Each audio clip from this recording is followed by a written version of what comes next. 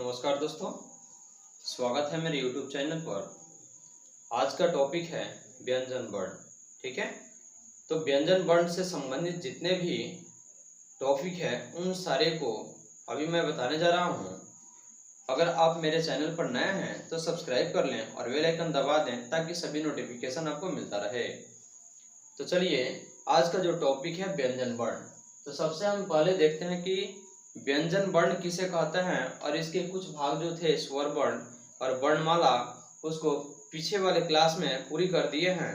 लेकिन आज का जो टॉपिक है वह है आपका व्यंजन वर्ण। ठीक है, तो ध्यान से देखिए और अच्छे से तैयारी कीजिए।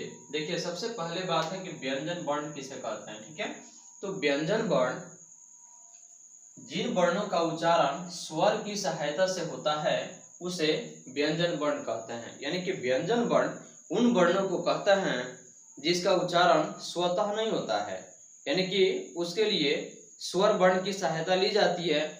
उसी व्यंजन वर्ण, उसे वर्ण जो होता है ना, उसी वर्ण को हम क्या कहते हैं? व्यंजन वर्ण कहते हैं। यानी कि जिन वर्णों के उच्चारण में स्वर वर्ण की सहायता ली जाती है उसी को हम क्या कहते हैं?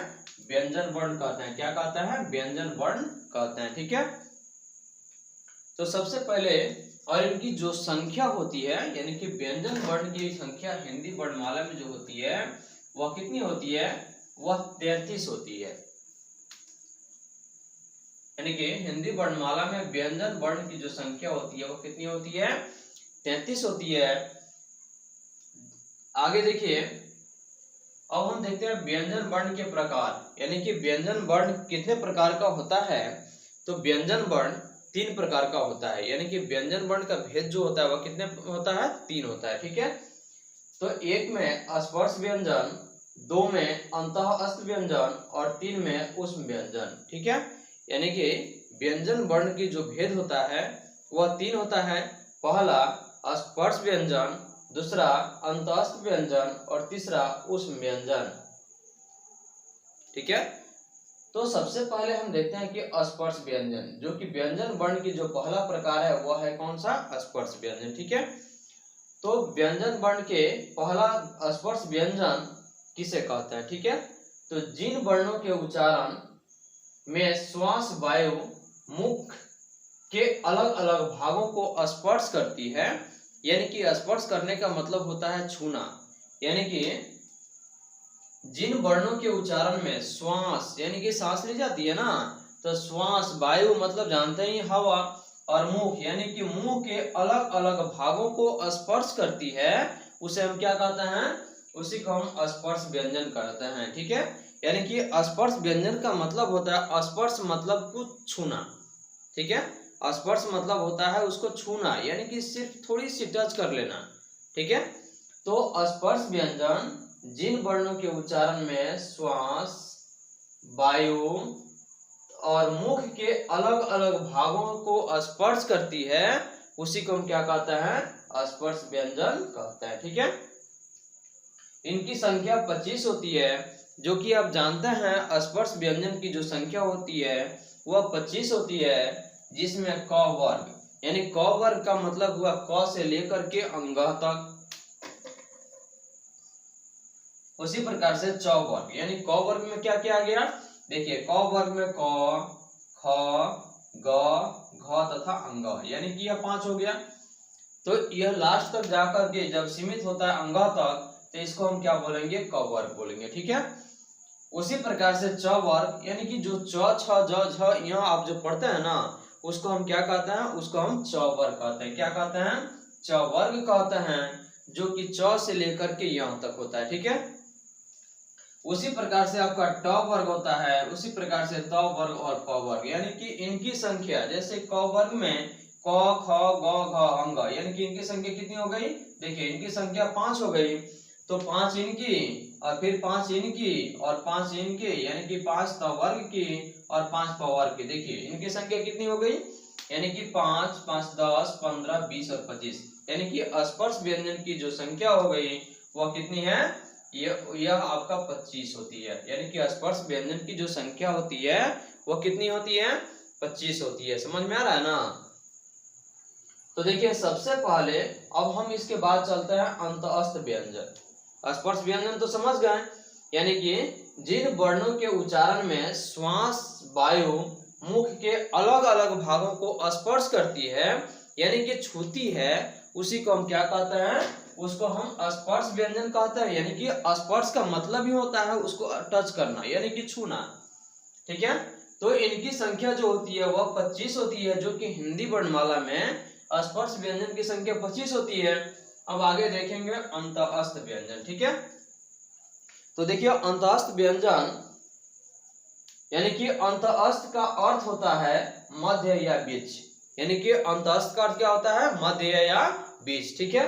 तो अंतःस्थ यानी कि मध्य या बीच, यानी कि हिंदी वर्णमाला के कुछ व्यंजन स्वर तथा, यानी कि हिंदी वर्णमाला के कुछ ऐसे व्यंजन हैं जो कि स्वर तथा व्यंजन, देखिए यहाँ स्वर तथा व्यंजन के मध्य आते हैं, मध्य मतलब बीच आता है, ठीक है। तो अंतःस्थ का मतलब ही होता है मध्य अर्थात बीच, ठीक है।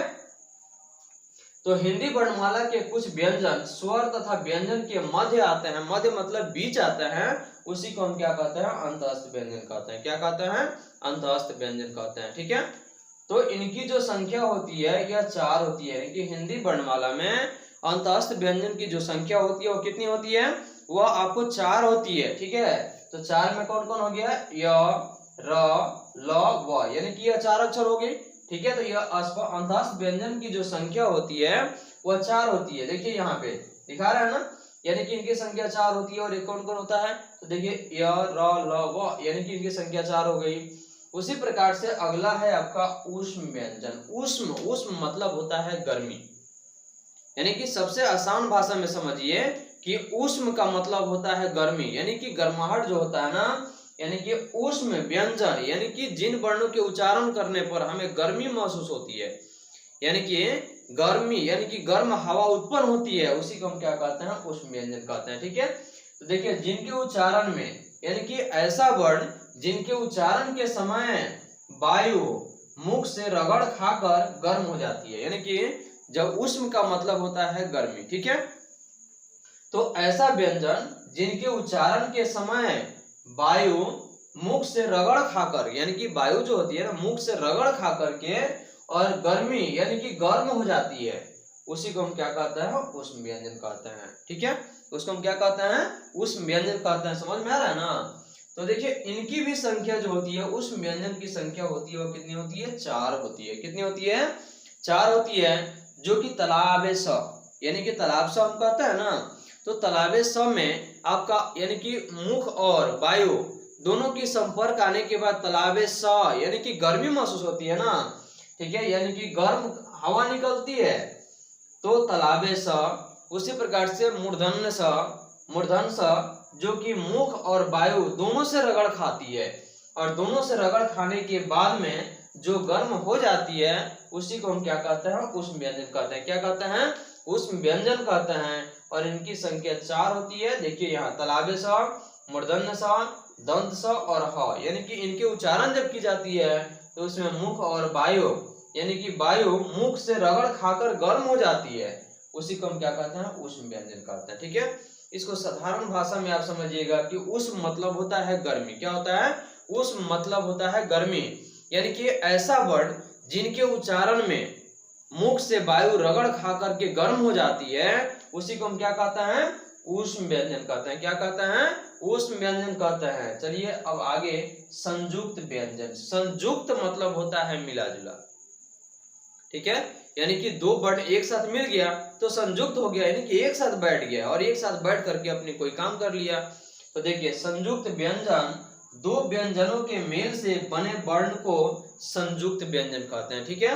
यानी कि 2 व्यंजनों के मेल से बने जो वर्ण है उसी वर्ण को हम क्या कहते हैं, संयुक्त व्यंजन कहते हैं। और इनकी संख्या 4 है। कितनी है, संयुक्त व्यंजन की जो संख्या वो कितनी है, 4 है। जैसे क हलंत जोड़ मूर्धन्य स बराबर 6 होता है, त हलंत जोड़ र बराबर 3 होता है। उसी प्रकार से ज हलंत जोड़ य बराबर य होता है। और तालाबे स हलंत यानी कि हलंत में देखिए यहाँ पे जैसे स हलंत अगर कर दिए तो इसमें अ छिपा हुआ है, ठीक है।